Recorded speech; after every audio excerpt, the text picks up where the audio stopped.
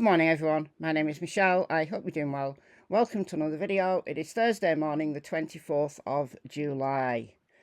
In this video we're talking about Bryan Kohberger. Yesterday was his sentencing. Man, some of the most impactful impact statements I have ever heard.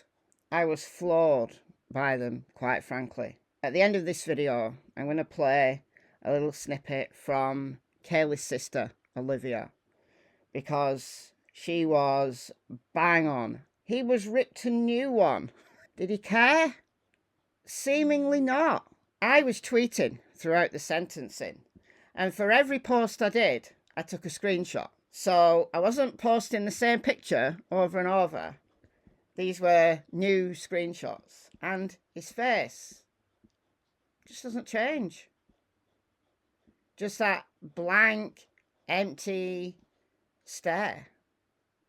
Just occasionally you got a glimpse of slight head movement or slight movement in his jaw. Is that considered a smile for Bryan? It was just so utterly unnerving. And then when the judge was talking, he was intently listening. Throughout the sentencing hearing, I'd focused in on Bryan's face. And the guy is just so utterly peculiar. During the pre-trial stage, when his defence was talking emotions about Bryan having this stare and not moving his body, well, that is one thing they absolutely got right. And if this had gone to trial, how could a jury not have noticed this just bizarre man? Anyway, he has been sentenced to the maximum that he could get under his plea deal. He pled guilty to them all. 5 charges. First-degree murder of Maddie, Kaylee, Xana and Ethan, and burglary. So you get 10 years for the burglary, and then life without the possibility of parole × 4. And he's already been moved to the Idaho Maximum Security Institution. And there he'll be in a little cage for the rest of his life. Brian Entin from News Nation had the rare opportunity to go inside the prison and see where Bryan Kohberger would be living forever. Good riddance. But now comes the opportunity to learn more about these murders, to look at the police investigation. After the sentencing, the police and the prosecutor did a press conference. I thought the questions and answer session was very interesting. We learned some things from that. We learned that Papa Roger wasn't Bryan. I did a video about Papa Roger just the other day, in fact. And I thought, it's got to be Bryan. Look, when it was all going around, right, when it was fresh, I thought, nah, it's not Bryan. And then I kind of convinced myself that it must be. Who would know details, about leaving the knife sheath? But it wasn't Bryan. It wasn't Bryan. So I don't know whether the police know who it was. Interesting though, isn't it? That somebody online managed to know, or at least surmise, some of the details that turned out to be true. It begs the question, was there someone else aware of what Bryan Kohberger did? I guess that's going to be a lingering theory. Was there an accomplice? Doesn't seem like anyone else was involved, but interesting. And also, he didn't stalk any of the 4 victims.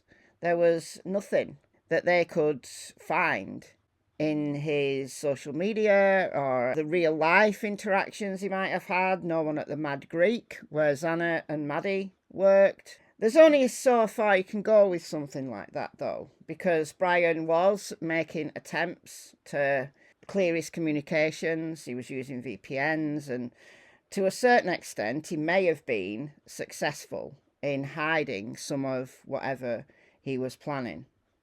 Maybe he was successful in that.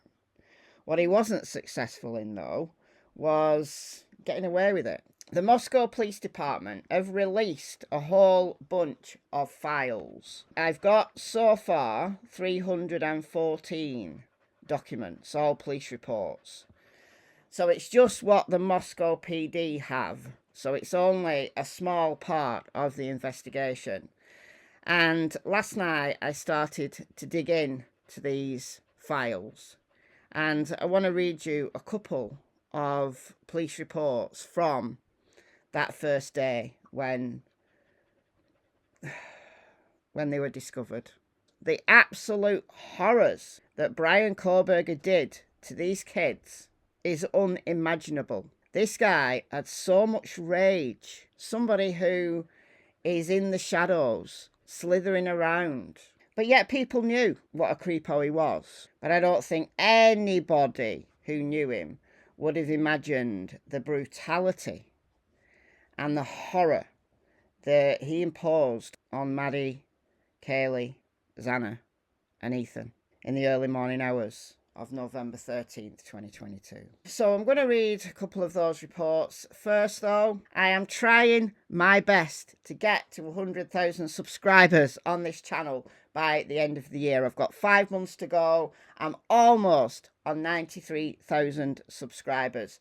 So if you watch my channel, and I know that almost 50% of people who watch my channel do not subscribe. I don't know why. You watch my videos, and most people who watch my videos are returners, like regular viewers. Why don't you subscribe? All you have to do is click the subscribe button. It's completely free. That's all you have to do. Because if you're watching my videos anyway, you may as well. It's no skin off your nose. It's a milestone for any YouTuber to reach 100,000 subscribers. There's nothing in it for us other than the silver YouTube play button plaque, and it would look great on my wall. So if you can, please help me out.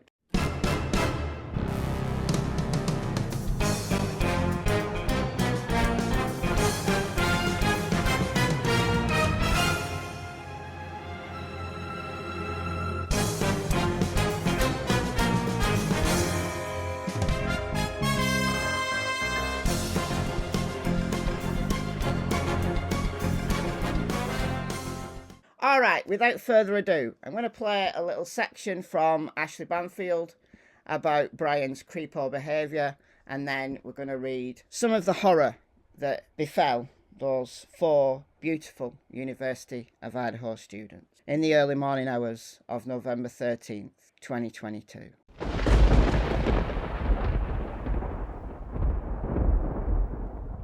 We all assumed that the investigators would tell us that Bryan Kohberger stalked one or more of these kids at 1122 King Road, but it turns out he just might be bizarre. Maybe he did, maybe he didn't. There's reports that there were people in the woods, that the kids at 1122 saw strange figures in the woods, that Murphy the dog would go running to the woods and wouldn't come back. I mean, that's an interesting little detail, if that's true. Listen, if I was casing a joint, if I was stalking a house, and again, there's nothing in Bryan's communications that says that there's any link with anybody living at the house, including the surviving roommates. But if you found that house, if you were driving around looking for, student accommodations, off-campus homes where lots of girls live, then 1122 King would be perfect because of the woods at the back of the house. That it's not really woods, it's like aligned trees, and you've got this parking area behind the trees. If I was doing this, I would befriend the dog. Murphy's only a very young dog at the time, was only barely a puppy at the time.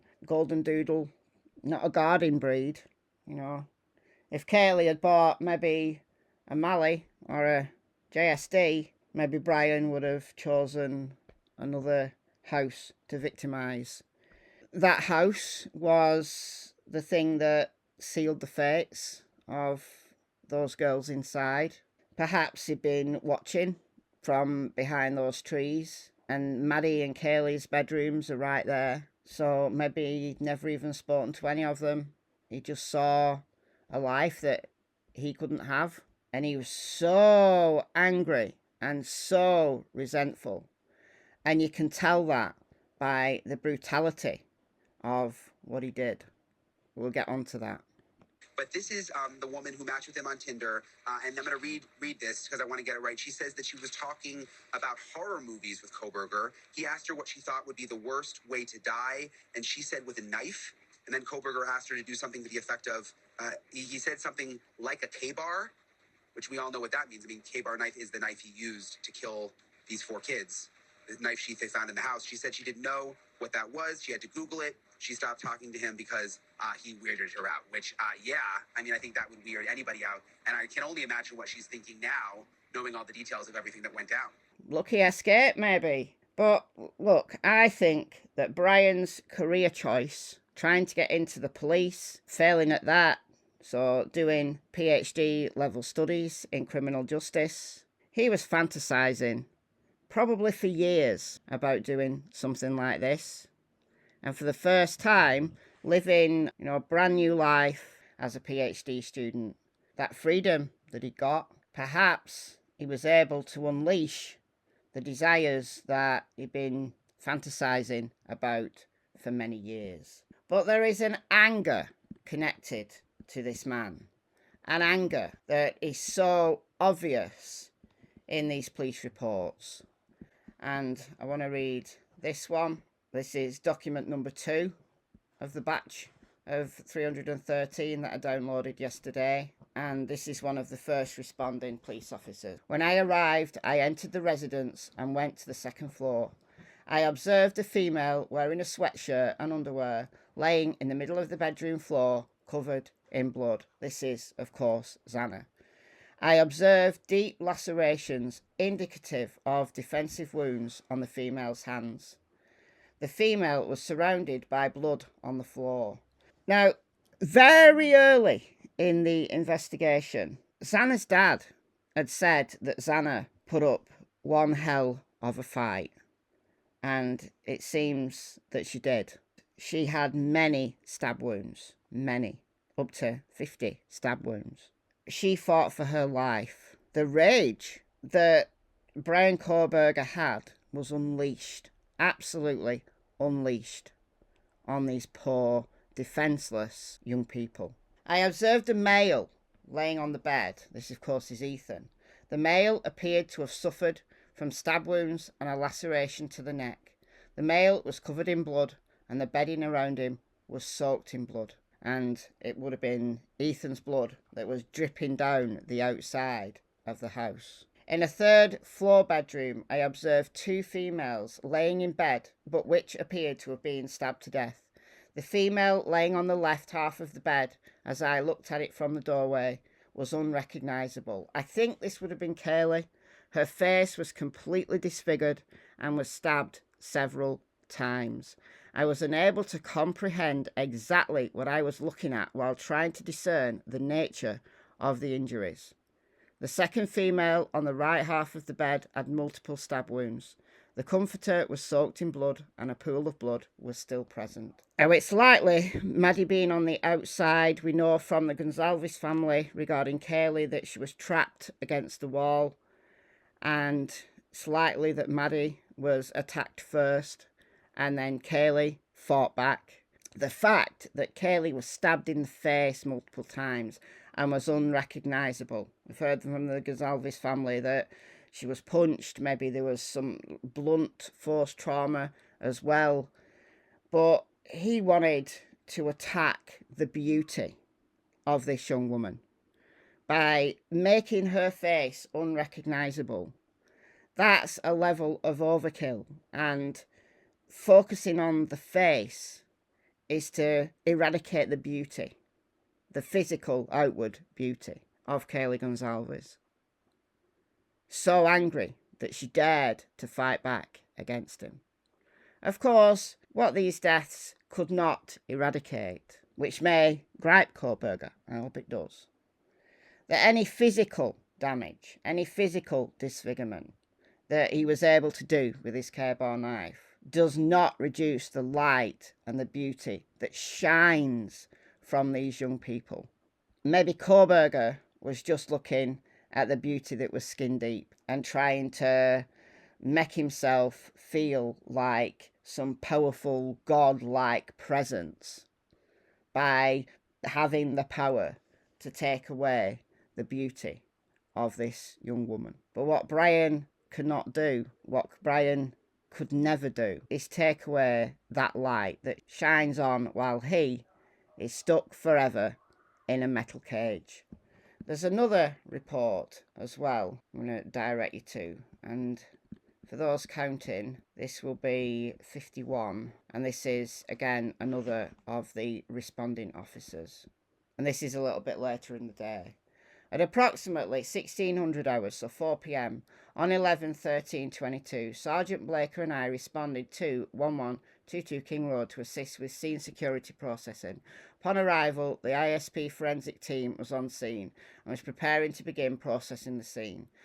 Officer Smith was one of the initial responding officers to the incident, advised he would walk me through the scene. Smith and I entered 1122 King Road through the bottom floor door on the north side of the building. Upon entering, I observed a small bedroom on the west side of the bottom floor. The door was ajar and I could see a bed with covers and several other miscellaneous personal items strewn about. The room did not appear to have been occupied by anyone, as I did not see any clothes inside. I followed Smith down the hall where there was a small bathroom. Next to the small bathroom to the east was what I later learnt was a utility closet. This closet had a pin code style lock and was secured. I looked into the bedroom on the east and of the bottom floor, which I later learnt belonged to Bethany. So this is the ground floor. So one of the rooms there wasn't occupied. The room had normal clothes and personal items, but otherwise did not seem to be out of the ordinary. Smith and I then walked upstairs to the second floor. The stairs ended in a small living room. There was a sectional style couch along the east and south wall of the room. There was also a small TV in a void on the northeast corner of the room. I also saw a black backpack on the floor just east of the top of the stairs. Smith then directed me down the hallway to the west bedroom on the second floor, which I later learned was Xana Kanodel's room. Just before this room, there was a bathroom door on the south wall of the hallway. As I approached the room, I could see a body, later identified as Xana, laying on the floor. Xana was laying on her back with her feet facing the east and her head was facing west. Xana had thong-type underwear on and a grey sweatshirt. There was a large amount of blood on the floor around Xana as well. I could see numerous wounds on her arms, hands and face, which appeared to have been caused by an edged weapon. Just next to Xana, on the west wall, was a small white nightstand, which appears to have been moved as it was pushed against the wall at an odd angle. There was blood on this nightstand in various locations. The bed in Xana's room was situated on the south wall of the bedroom, with the head of the bed appearing to be towards the west wall. I could see a male, later identified as Ethan Chapin, laying on his back in the bed with some type of blanket pulled over his midsection. Ethan's body was at an angle on the bed, so that his head was up against the south wall and his feet were hanging off the bed on the north side. I could not clearly see the wounds to Ethan's head and neck area, but could see a very large amount of blood on the bed, as well as what appeared to be blood spatter on the wall next to his head and neck. Also noticed 2 large cuts to the back of his legs. Maybe Ethan had woken up as he was being attacked and he tried to kick. Bryan had slashed his legs as he was trying to kick. Complete and utter frenzy. Overkill. The amount of energy this would have taken to kill 4 people in this way. I'm not surprised that by the time he was leaving and he encountered Dylan, that he was so exhausted and so spent that he just ignored her. And her impact statement was brutal, man. How anybody can be continuing to attack Dylan and Bethany after hearing Dylan's statement, I don't know. Anyway, the wounds appeared to be deep into the tissue, but were difficult to see due to Ethan's body position. Smith then took me through the house and pointed out Dylan's room, which was situated on the southeast side of the second floor of the house. The bedroom door was open to the kitchen area as well as the staircase which led to the 3rd floor of the house. Upon my brief visual inspection, Dylan's room was dishevelled but did not appear to have any blood or evidence of a struggle within. I then followed Smith upstairs to the third floor of the residence. The third floor consisted of 2 bedrooms and 1 bathroom. The bedroom on the west side of the floor was later determined to be Kaylee's room. This room appeared to be neat and picked up, because Kaylee was moving out, remember. The only thing of note were the sheets on the bed were pulled back in a manner which suggested someone had been laying in the bed and then gotten out of it. So I think Kaylee would have gone to bed, and then maybe Kaylee and Maddie were communicating. Kaylee wanted to get in touch with Jack, her ex-boyfriend, and maybe Kaylee went into Maddie's room to talk about it, and then Maddie ended up ringing Jack, but Jack was asleep. Anyway, as I entered this bedroom, I could see 2 females in a single bed in the room. The bed was situated along the north wall of the bedroom. Both females, later identified as Maddie and Kaylee, were laying on their back with their heads towards the east and their feet towards the west, which was also the direction of the only door in the room. Both Kaylee and Maddie had numerous visible stab wounds and were covered in a significant amount of blood. I also later noticed what appeared to be a tan leather knife sheath laying on the bed next to Maddie's right side when viewed from the door. I remained in the room for a moment and then proceeded back outside. These early police reports obviously formed the beginning part of the probable cause affidavit. If Bryan hadn't have left the knife sheath and they hadn't have got his DNA, will we be here now? Maybe.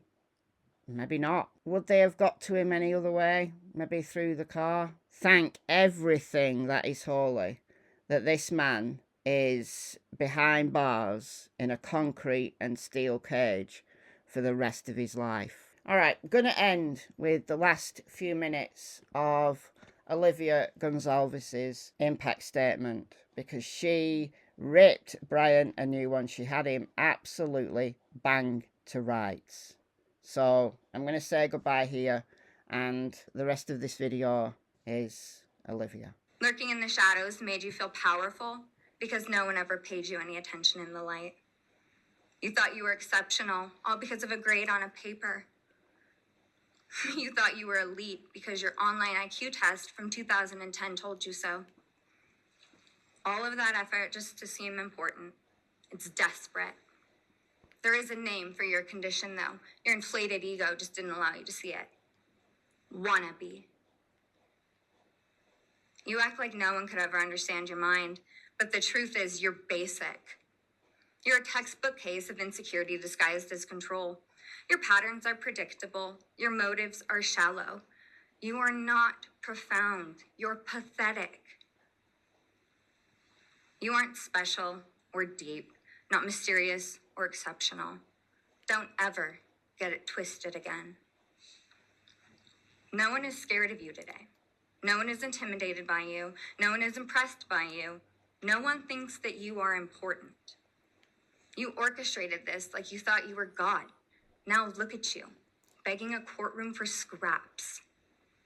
You spent months preparing, and still all it took was my sister in a sheath. You worked so hard to seem dangerous, but real control doesn't have to prove itself. The truth is, the scariest part about you is how painfully average you turned out to be. The truth is, you're as dumb as they come. Stupid, clumsy, slow, sloppy, weak, dirty. Let me be very clear. Don't ever try to convince yourself you mattered just because someone finally said your name out loud. I see through you. You want the truth? Here's the one you'll hate the most. If you hadn't attacked them in their sleep, in the middle of the night, like a pedophile, Kaylee would have kicked your fucking ass.